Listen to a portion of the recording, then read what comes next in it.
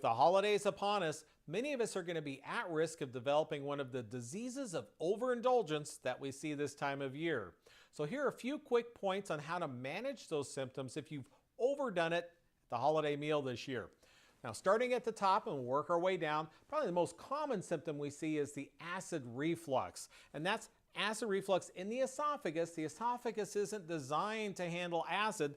The stomach is. It's full of acid. Stomach acid reflux is back up the esophagus for a number of reasons. The main reason is going to be distension from food. You eat too much, the stomach distends and it forces acid back up. But also alcohol and caffeine and smoking can also relax that sphincter and get more acid up in there. So there are 3 over-the-counter drugs that are available.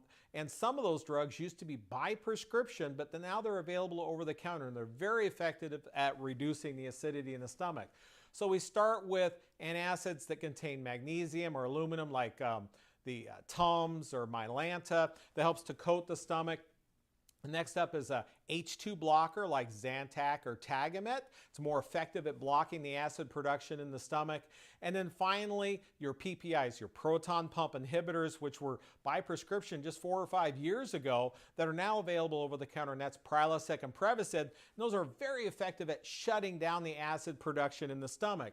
But if you want to coat and get some immediate relief, probably the first one like Mylanta or Tums can help to buffer some of that and give you a little bit more immediate effect.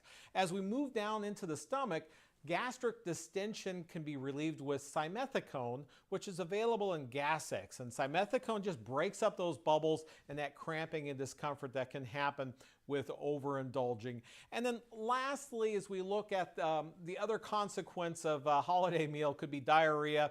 There are several over-the-counter medications. The most effective is going to be a medicine called Imodium, which helps basically slow down intestinal transport so you're not having as much diarrhea.